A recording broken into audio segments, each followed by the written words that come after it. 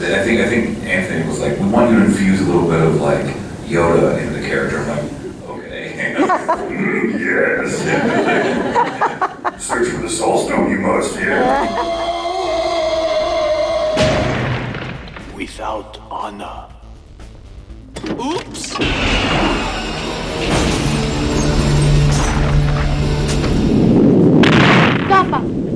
Papa angry!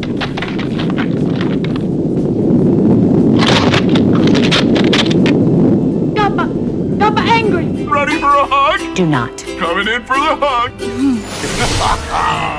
I challenge you all to a duel. Pick your weapons. I pick the mine. Get out of here, Q! No, we are done with random stuff today. We're not dealing with any of your Q bullshit. No, we need another power source. Hey, if we could miniaturize an arc reactor... No, that's a dumb idea. This Organized Chaos podcast is brought to you by JEMS Art Studio. JEMS Art Studio is an online store that allows access to prints that you can use for most anything, obviously as just a picture, or as a wallpaper, or as a bookmark, or anything you can think of. You can find JEMS Art Studio at etsy.com/shop/JEMS Art Studio. This podcast is also brought to you by listeners like you. Thank you.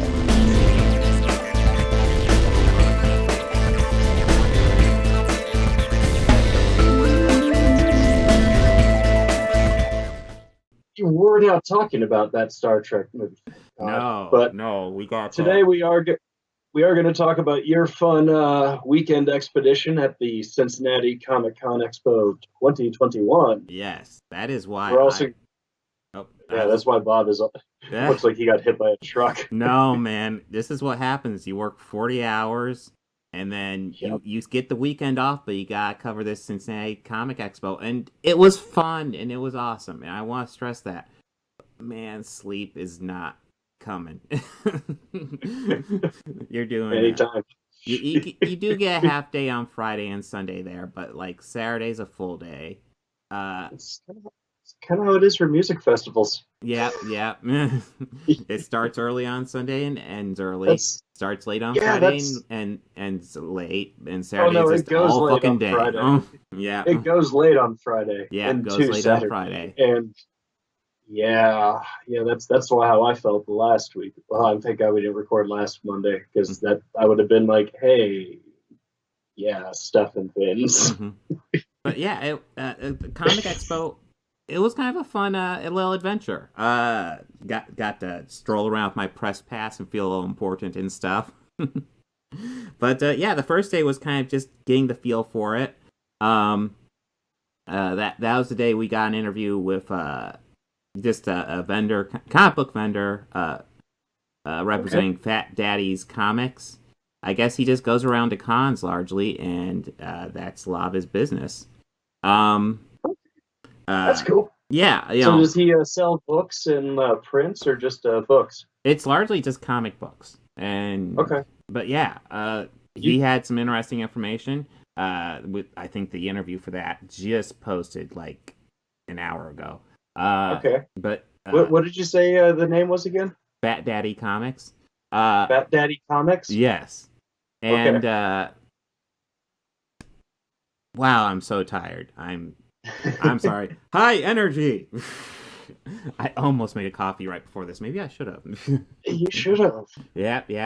But yeah, or the interview maybe had like a Red Bull. Yeah, the interview went well. I do want to say, like, that was one of the interviews where it's not a debate, but like one of his big issues with comic books is how, in his words, are getting less wordy. And it wasn't a debate, but in my mind I'm kind of thinking, but they're using the medium more appropriately, I feel like, more now. Like, one of my complaints, if you ever read, like, Chris Claremont and, like, Dark Phoenix Saga, which we'll get to later, because I actually went to a Jim Shooter panel. That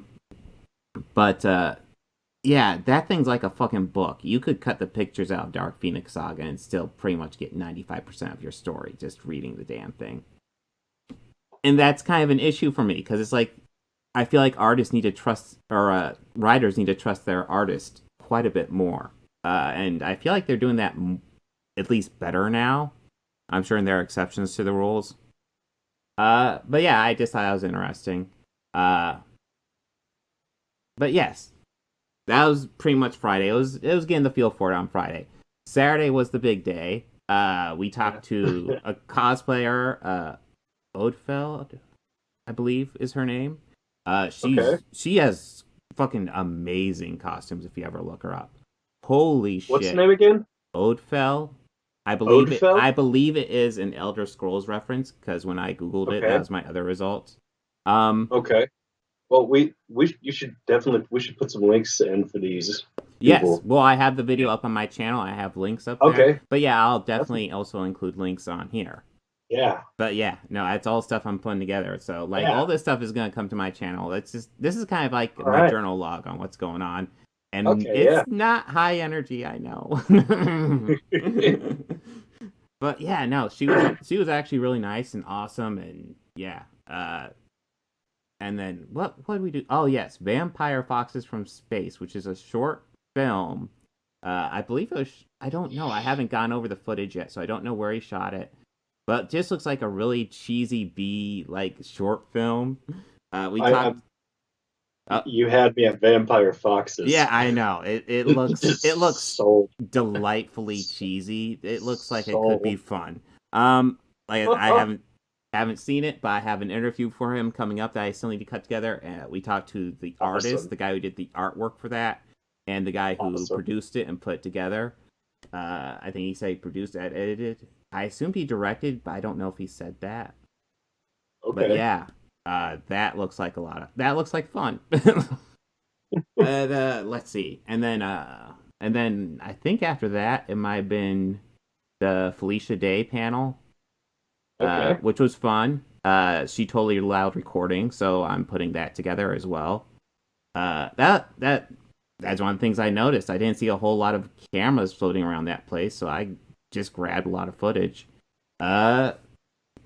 But yeah, that was really cool, and we're coming up on the story. Because my daughter wanted to ask a question, but it was a Saturday, so it was busy. We got huge lines of fans, and she never got to her question.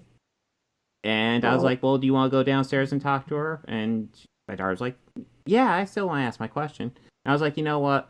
I'm a Felicia Day fan. I'll go ahead and get her autograph, and my daughter can ask her a question. So I got... So, yeah, I went ahead and paid probably too much money, got her autograph.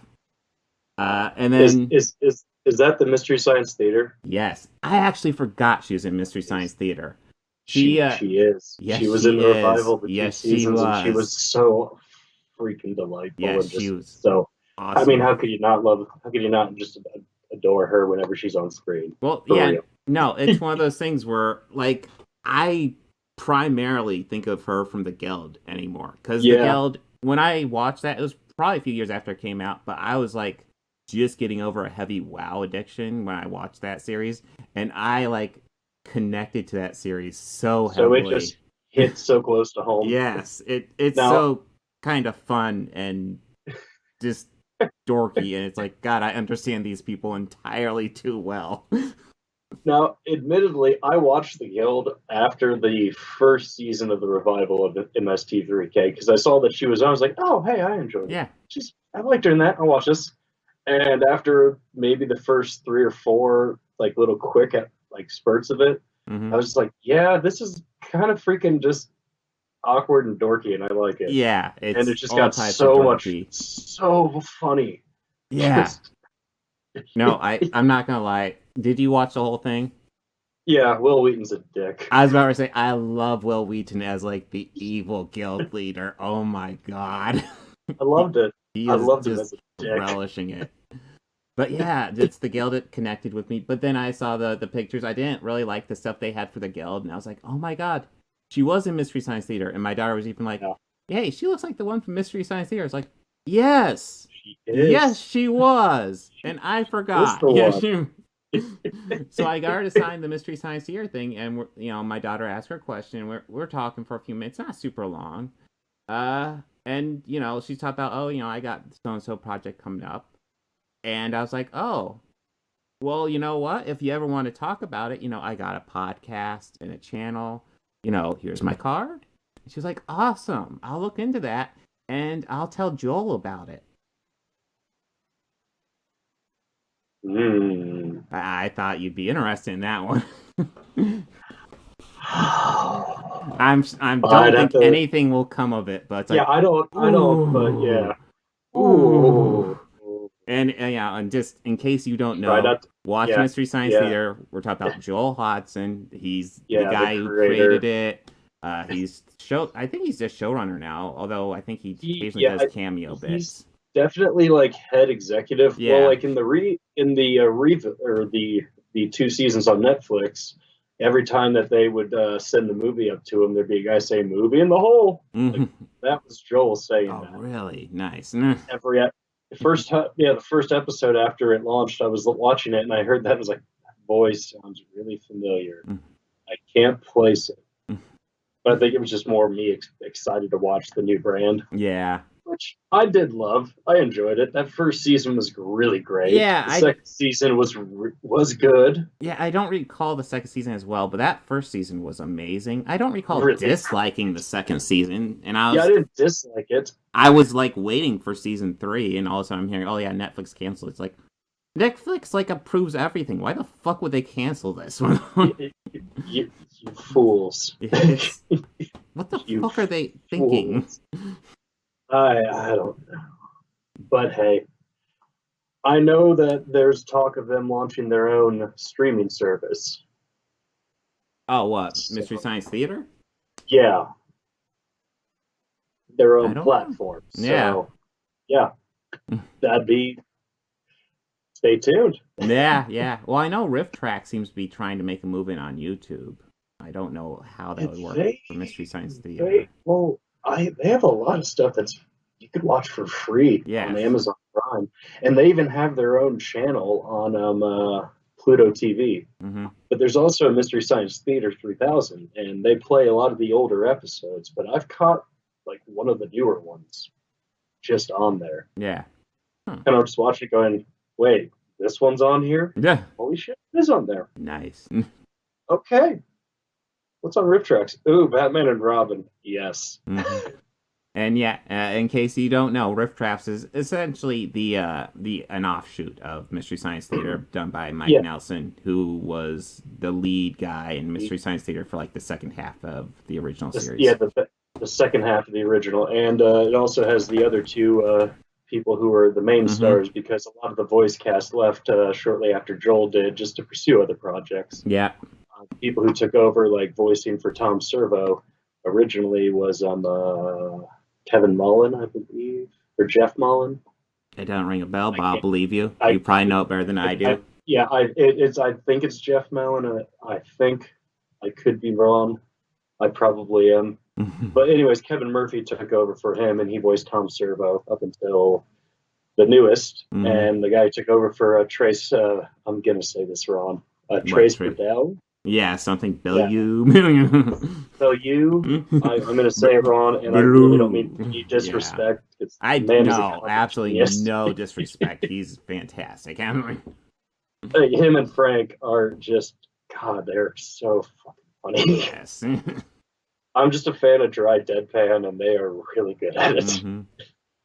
But Trace, he had left the show, and Bill Colbert took over as Crow T. Robot, which is the voice of most Mystery Science Theater fans associate with Tom and Crow. Yes. Those two voices. Jim Mallon, that's his name. It is Jim Mallon. I'm like 80% sure now. You know what? That, like, you say that, and I visualize it, and that looks right. I think that's it. Yeah. I think you're right. But all right. But anyways, speaking of puppets, speaking of puppets, the next thing we're going to get into right after the Comic-Con, or after we touch base again on it. Well, yeah, will be. Or would you say that we just kind of covered it there? Well, that was probably the biggest event. But yeah, Sunday we went in, we got a lot more interviews. That's where we saw Ross Marquardt, I believe his name's pronounced. Okay. We got to see some of his impressions. he does some great impressions. Okay. He's from The Walking Dead, and he All right. he is the new Red Skull. Oh, like he was the guy who played and who did that like spot on Hugo Weaving. Infinity War, Endgame, and the newest Okay. episode of What If, or not newest, but the Or the one of the first episode of one, What If. honestly. Yeah. Oh, yeah. Yeah. Yeah. But he Because did. that wasn't Hugo. He legit did some great impressions. He actually, Okay. I have total footage of him doing Yoda as Red Skull. If Soulstone must trade a soul, you must. I can't do it as well as he did. You're gonna have to see the footage. But oh my god, what would it be more like? he did it like a while since I've done a perfectly. Yoda impersonation. I mean, I could try a Yoda. It's been a while. But yeah, that was a lot of fun. Oh yeah, I did want to touch on Katie Cassidy because we went to her panel, and that one, it's worth noting. Like, it's totally up to the person whether or not they want to record. But instantly, I'm there to catch stuff, and the guy walks in. Okay, first of all, there's no recording on this panel, and it's like, yeah, it's their choice, but it's immediately off-putting. It's like, really. What do you think is gonna happen? When you... True. Yeah, and it is up to the entertainer. yeah, it's or totally up to them. So star. and I'm gonna be 100% honest. There was nothing. She did nothing wrong. I thought it was a little weird that she did the whole thing double masked. I will say that, but Okay. whatever. Like everybody else. Good choice. Yeah, no, everybody else took off the mask for the actual thing. I know Ross Marquand made sure to sit on the other side of the couch. So there's definitely 6 feet between him and the interviewer. But yeah. Yeah, That's good. I mean, it's her choice. Here's the thing. I don't want to criticize somebody for being too safe, but like I've done so much stuff on COVID about, kind of, obviously I think COVID is important. And when I'm looking at you and going, maybe you're going too far. Maybe you're going too far. Maybe you're going Well, and there's a certain amount that you could do of like, I guess I don't want to say psyching yourself out a lot, but just you could build it up to be and freak yourself out about it so much to the point where you could be cautious, and that's great. Yeah. And you could take it a couple of steps beyond, and you're seeing going into a store in a hazmat suit. Yeah. It's like, okay, we got to place limits, guys. I haven't quite seen that, but I did see a kind of all like nylon plastic bodysuit. I did see that. I've not seen that one. That was early. That was early days of it, and they had like the dish gloves on, and like the big old painter's respirator. Yeah. I'm just standing there with a bandana. Now I will say this: I did This see is all I could have at that point. after we went home on Sunday. We got wrapping up a little bit. We did a few more interviews. We talked to a couple art people. Here's My Design and Chalk Girl. Okay. And those will be coming up on the channel. And we got the guy. I totally forgot the Jim Shooter panel on Saturday. He was like the head guy at Marvel. I know it was during like Dark Phoenix Saga and stuff like that. It was like when X-Men really took off. He was the head editor behind a lot of that stuff. And he talked about how like during his time is when Marvel took off, and the biggest thing he pointed out was like Marvel's taking off, and one of the people working for him came to him and said, "Oh my God, I just got this huge deal on one of our characters. We're gonna make so much money. It's Wonder Woman." And he was just like, "That's not one of our characters. What are you doing?" Yeah. We can't do anything with that. But yeah. Oh yes, but we got the interviews done on Sunday, and here's one of the things I did think was actually kind of clever, because when we left, I did see Katie Cassie walking down the street, and she was obviously still double masked. And I was like, Yeah. Okay, I see why you'd be double masked here, though. Because when she did it, like, you can't really recognize her. The only reason I was able to quickly recognize her is because she did the whole panel like that. But yeah, no, I just thought that was fun, and it was a lot of fun. I know I'm low energy right now because it was a big fucking weekend and no rest for the weary, and so it's hard for me to be like, ooh, it was exciting, but it really kind of was. It's totally worth checking out. I'm gonna have videos coming out the whole week about it, so we're gonna get a whole bunch going on here.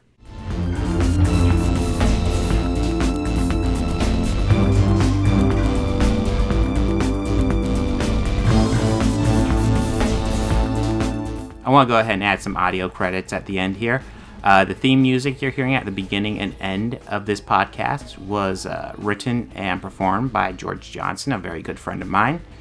And my current Patreons are Fel Martins, David Lara, and Lindsay Pankhurst. If you'd like to become a patron, go ahead and follow the link down below. Anything you can provide would be incredibly helpful to this channel. We're barely limping by right now.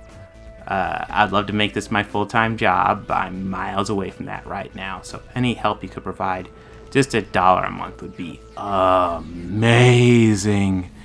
You know you want to. All your friends are doing it.